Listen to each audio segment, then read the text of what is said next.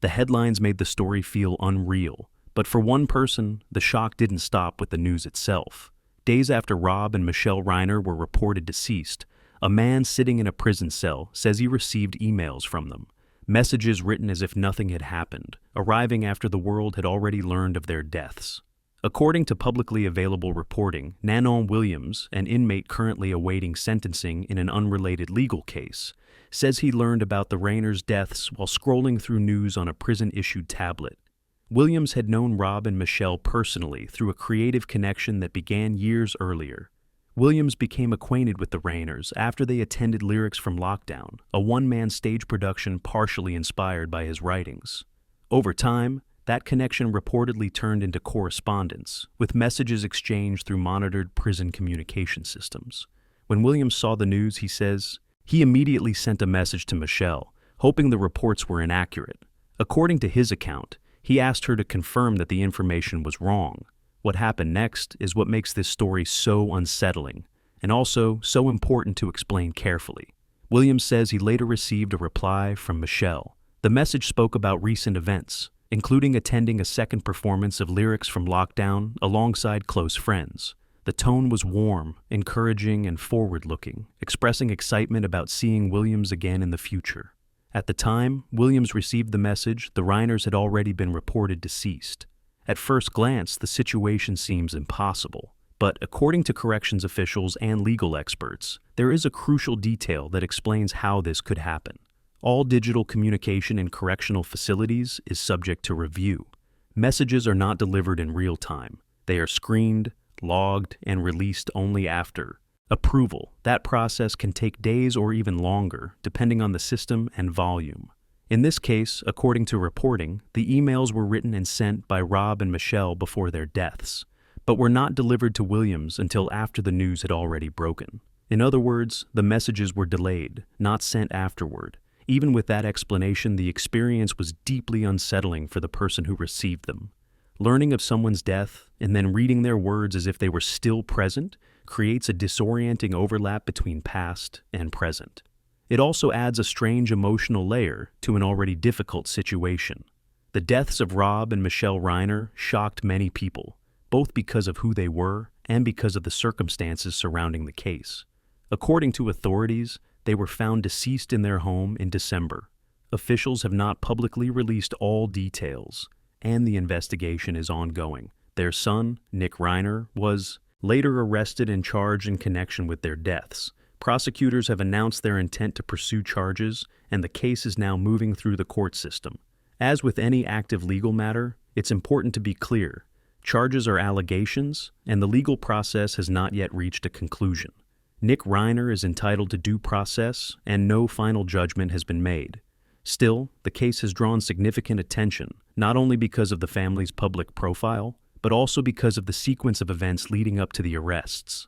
According to reports, just hours before the Reiners were found deceased, the family had attended a holiday gathering hosted by a longtime friend.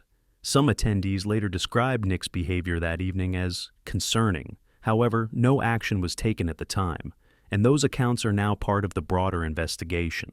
Nick Reiner is currently being held while awaiting further legal proceedings. Against that backdrop, the delayed emails received by Williams feel less like a mystery and more like a reminder of how technology, timing, and tragedy can intersect in unexpected ways. Messages written with kindness and anticipation arrived in a world that had already changed. And for many people following this case, that detail stands out not because it adds new evidence, but because it highlights how incomplete our understanding still is. There are facts that will be addressed in court. There are timelines that will be clarified through testimony and records. And there are emotional moments, like these emails, that exist outside the legal framework entirely. They don't explain what happened. They don't answer who is responsible. But they do humanize a story that is often reduced to headlines and charges. And they raise a quieter question. When news travels faster than communication, and information arrives out of order, how does that shape the way we process loss, guilt, and truth? That question becomes even more complicated as this case continues to unfold. As this case remains active, it's worth pausing on why certain details, like delayed emails, capture so much attention while others remain deliberately withheld. In high-profile investigations, the public often gravitates toward moments that feel emotionally immediate. A message arriving late, a sentence read out of sequence, a detail that seems to contradict time itself. These elements feel personal, even when they have no direct bearing on legal responsibility. But the justice system operates on a very different timeline. According to publicly available information, prosecutors are focused on evidence that can be tested in court: records, forensic findings, witness statements, and verifiable timelines. Emotional resonance does not determine legal weight. Only facts that meet a specific standard do. That distinction is especially important here, because the case involves people who were known, not just privately, but publicly. Rob and Michelle Reiner were admired by many, and their creative and philanthropic connections extended far beyond their immediate circle. That visibility amplifies every detail, even ones that are incidental. The delayed messages received by Nano and Williams are a clear example of that amplification. They do not introduce new evidence. They do not alter the charges. They do not clarify what happened inside the home. What they do is remind people that the Reiners were actively engaged in relationships, projects, and plans right up until the very end. That realization can be emotionally jarring, especially when it arrives after the fact. For Williams, the experience reportedly blurred the line between past and present.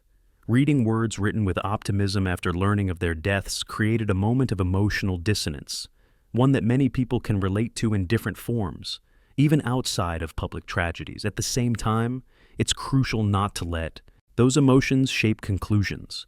Cases like this often attract narratives that try to connect unrelated threads into a single explanation. A delayed email becomes a symbol. A past interaction becomes a clue. A coincidence is treated as meaning, but responsible discussion resists that pull. Legal experts frequently stress that while human stories provide context, they are not substitutes for evidence, and context, when misused, can quietly turn into speculation. That's why much of the official information remains limited.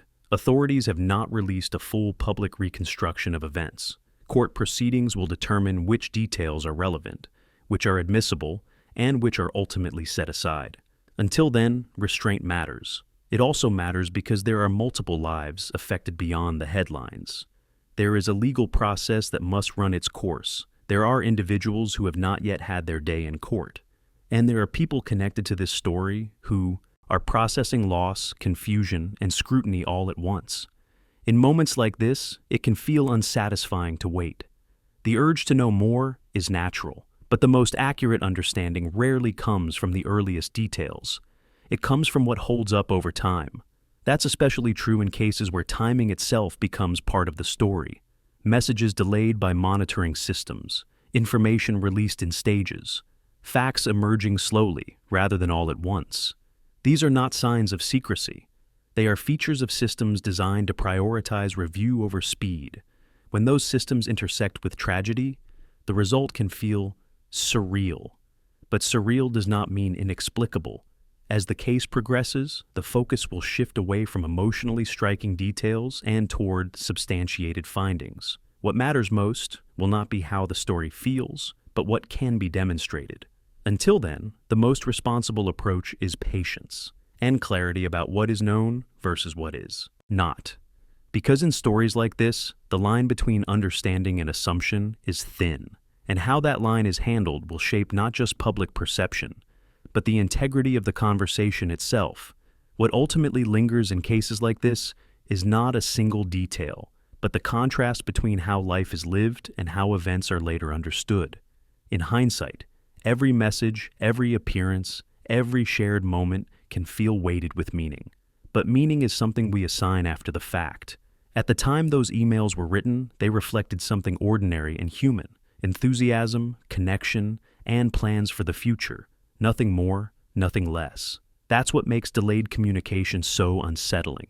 It collapses timelines. It delivers the past into the present without warning. And for the person receiving it, the emotional impact can feel immediate, even when the cause is purely procedural. From an investigative standpoint, however, the case does not hinge on symbolism. It hinges on process. The legal system now moves forward in structured stages, each one slower than public curiosity, but designed to withstand scrutiny. Charges must be examined, evidence must be evaluated, testimony must be weighed carefully, not emotionally. This is how outcomes remain credible, even when the circumstances are deeply disturbing. For the public, this waiting period can feel like a void. Information appears fragmented. Updates arrive sporadically.